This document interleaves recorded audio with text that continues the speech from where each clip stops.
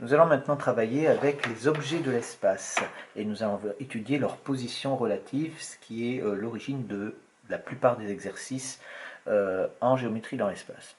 Alors déjà, on va travailler avec les objets fondamentaux. Donc les objets fondamentaux de l'espace, il y a les points, les droites et les plans. On revient un petit peu sur les bases, c'est-à-dire pour définir les droites de l'espace, c'est un petit peu la même chose que dans le plan, hein. Il faut deux points distincts, ou alors un point et un vecteur directeur. Ici, je rappelle les notations, c'est-à-dire que le couple OU, c'est-à-dire O l'origine de la droite et U le vecteur directeur, c'est le repère de la droite et par extension, on note aussi la droite OU, ça arrive assez fréquemment.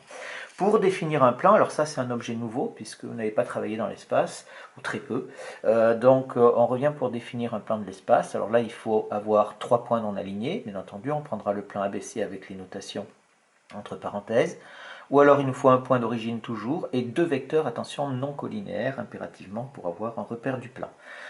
Et quand on prend ce couple là des deux vecteurs non collinaires, eh bien c'est ce qu'on appelle une base de vecteurs du plan, on y reviendra quand on travaillera avec les coordonnées.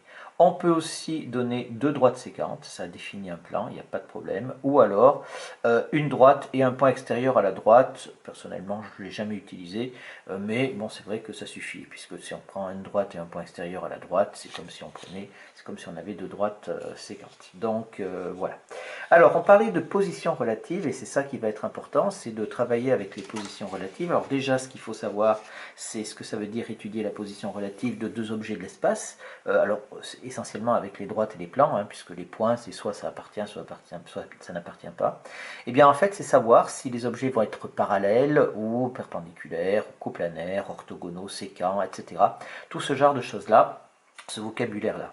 Et ça va être à l'origine de quasiment tous les problèmes. Alors, pour arriver à faire les positions relatives, il faut arriver à visualiser ça. Et on sait qu'il y a beaucoup de personnes qui n'arrivent pas à visualiser dans l'espace. Alors, en prenant les figures de base, on peut y arriver, mais ça générera toujours pour certains un problème. Je fais partie de ces gens-là. Mais on arrive quand même à surmonter cette difficulté. Donc, on va travailler sur un fichier que j'ai préparé. Je vous conseille de le télécharger et de le faire autant de fois qu'il est nécessaire jusqu'à ce que vous arriviez à maîtriser, à visualiser toutes les propriétés fondamentales de ce polycope. Alors, le voilà. On commence ici par, voilà, on a donc ici toutes les propriétés qui vont être données ici, et on va les illustrer dans le cube qui est à côté. On va les illustrer uniquement en utilisant les points qui sont déjà sur la figure. On ne va pas aller au-delà. Alors, je ne reviens pas au début sur la perspective cavalière, on l'a vu. Déterminé dans le plan, on vient de le voir également. Alors, on passe aux positions relatives. Alors, j'ai préparé un petit peu.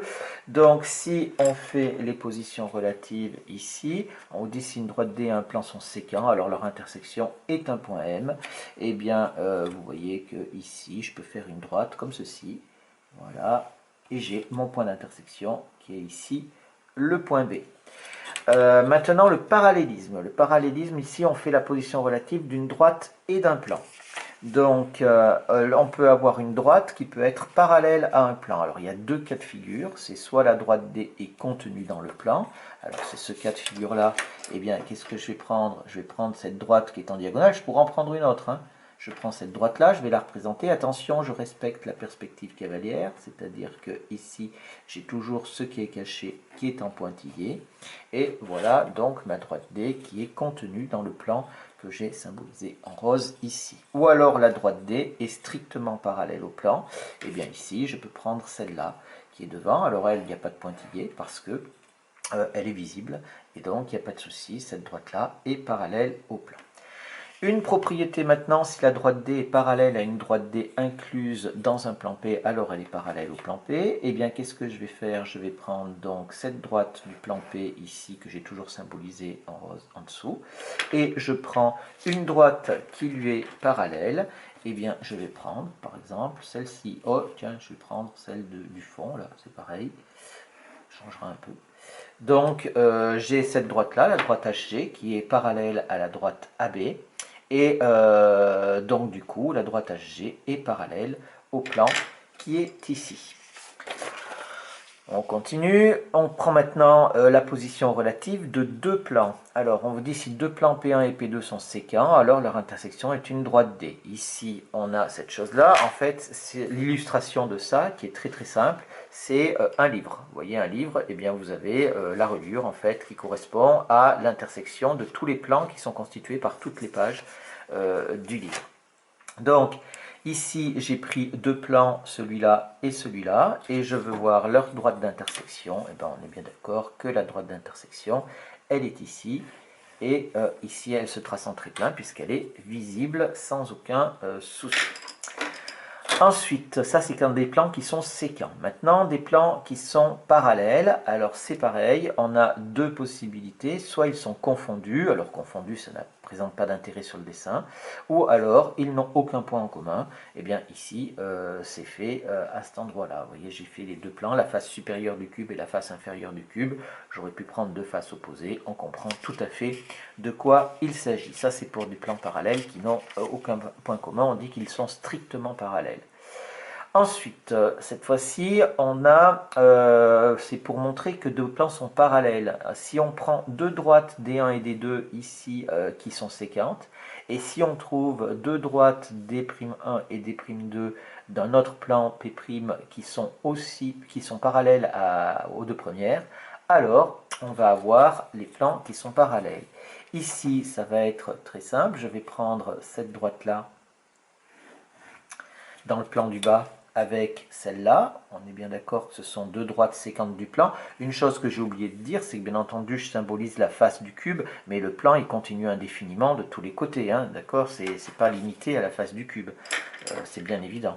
Donc j'ai cette chose-là, et il suffit que je trouve donc deux droites de l'autre plan, et bien il suffit que je prenne cette droite-là, ici, c'est pareil, donc il se fait en trait-plein ici et là, il n'y a pas de souci.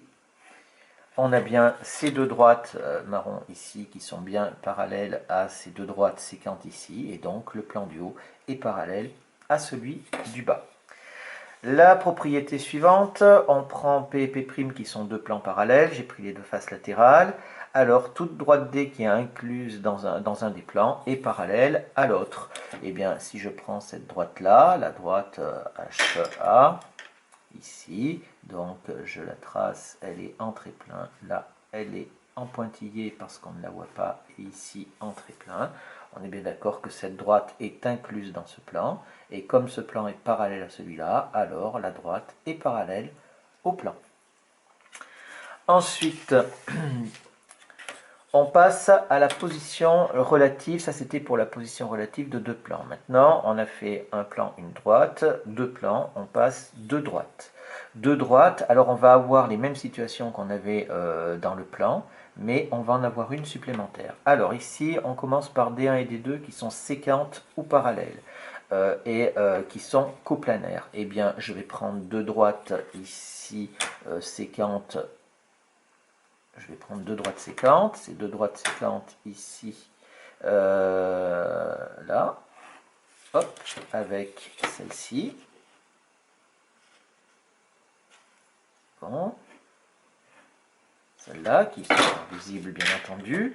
Elles sont bien sûr elles sont dans le même plan, c'est-à-dire dans la face ici. On voit bien qu'on est dans la face latérale du cube.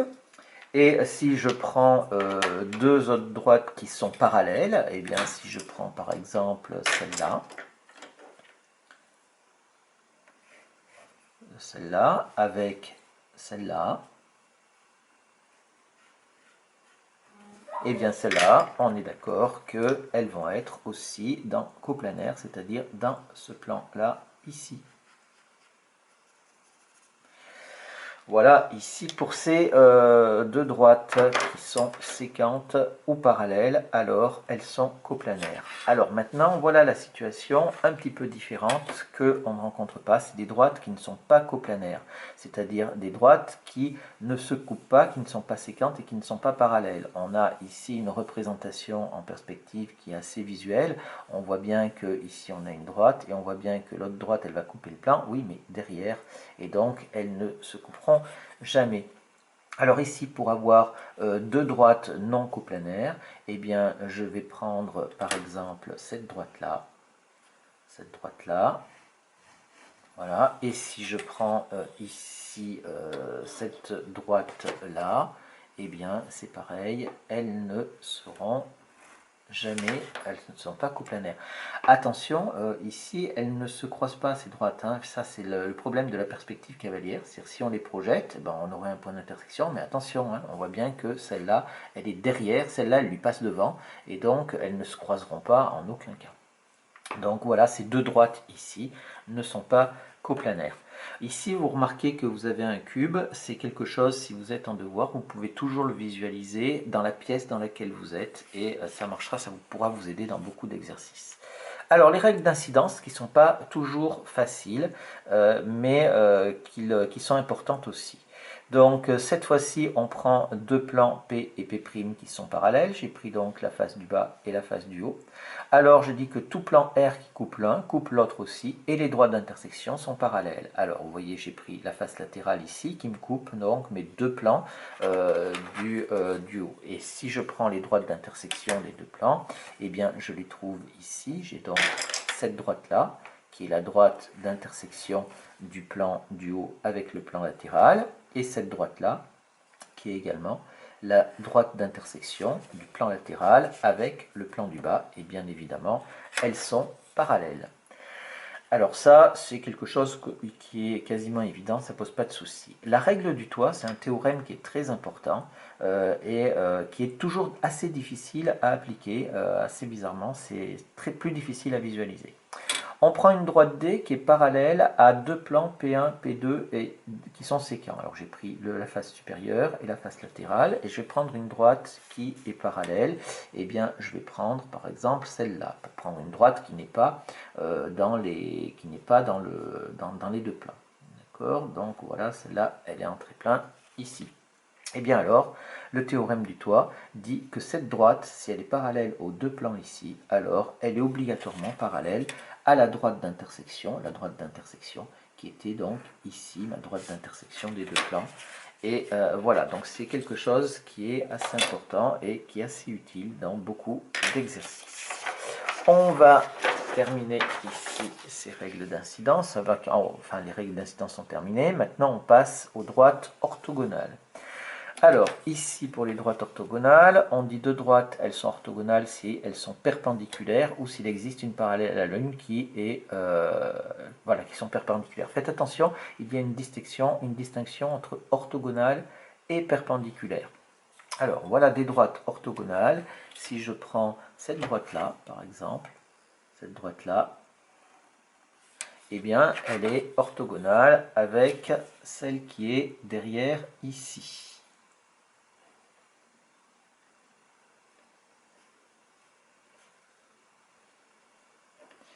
Là, il n'y a pas de problème, il y a l'orthogonalité. Mais attention, pour deux droites perpendiculaires, ces deux droites, elles sont orthogonales, mais elles n'ont pas de point commun, elles ne se coupent pas. Et donc, si on veut qu'elles soient perpendiculaires, alors il faut qu'elles se coupent. D'accord. Donc, voilà les droites perpendiculaires. Ça, c'est deux droites perpendiculaires. Ici et là. Voilà ça. Là, j'ai deux droites perpendiculaires. Donc faites bien la différence entre les deux. Hein. Voilà. Ici, je reviens sur le premier exemple. Pourquoi est-ce qu'elles sont orthogonales? Tout simplement parce que si je prends ma droite DC, elle est parallèle à la droite AB, et on est bien d'accord que la droite AB, ici, elle est orthogonale, elle est perpendiculaire à la droite FB. Et donc, voilà pourquoi ces deux droites violettes ici, elles sont orthogonales. Enfin, une propriété encore sur les droites orthogonales. Donc, si on prend D1 et D2 qui sont orthogonales, alors toute droite qui est parallèle à l'une est orthogonale à l'autre. Alors, je vais prendre deux droites orthogonales, et bien, je vais reprendre les mêmes. Je vais prendre donc celle-là ici et celle qui est celle-là.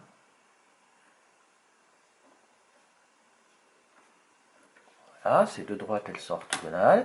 Et on me dit que toute droite qui est parallèle à l'une est orthogonale à l'autre. Et bien évidemment, si je prends cette droite ici, elle est parallèle à celle-là et elle est bien entendu orthogonale à celle de derrière, puisque la droite A est parallèle à la droite HD, et donc la droite HD et la droite DC sont perpendiculaires, donc on retombe un petit peu dans la propriété qui est au-dessus.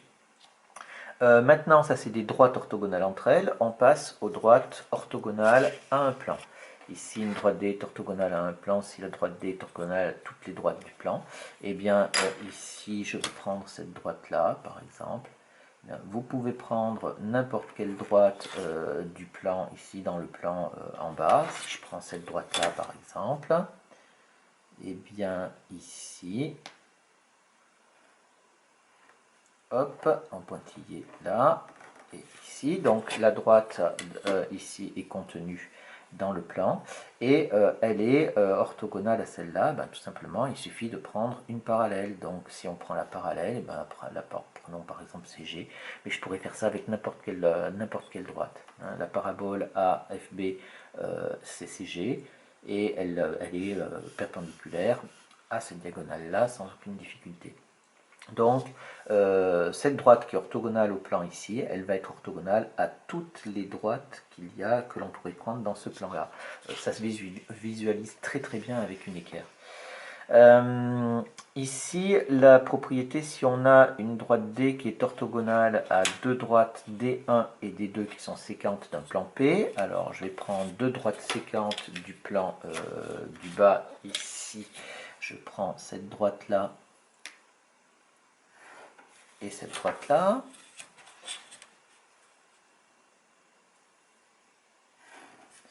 Et je vais je dis si une droite D est orthogonale à D1 et D2 séquentes d'un plan P, alors elle est orthogonale. Et bien je vais prendre ici celle-là. On voit bien que cette droite-là, là, ici, sans problème, elle est orthogonale aux deux droites violettes, et donc elle est orthogonale au plan qu'il y a ici. Dernière propriété, si deux droites D1 et D2 sont orthogonales à un même plan P, alors D1 et D2 sont parallèles. Voilà, c'est très très simple, c'est pareil, hein. Je prends cette droite-là qui est orthogonale, il n'y a pas de souci, et je vais prendre celle-là également, par exemple. Là, j'aurais pu en prendre d'autres, mais voilà, j'ai pris celle-là, et il est bien évident que ces deux droites sont orthogonales au plan de base, et elles sont parallèles. Voilà un petit peu pour toutes ces propriétés. Il est important que vous les repreniez de façon à bien les maîtriser, à bien visualiser. Ici, c'est un rappel des calculs de volume pour les figures fondamentales de base que vous avez vues au collège avec les formules. Je rappelle ici pour le cône, si je prends le cône, ça nous fait donc est égal à 1/3 de l'aire de base, étant donné que c'est un cercle, ça nous fait donc pi r au carré h. D'accord, je précise un petit peu juste pour le cône, le volume du cône. Voilà.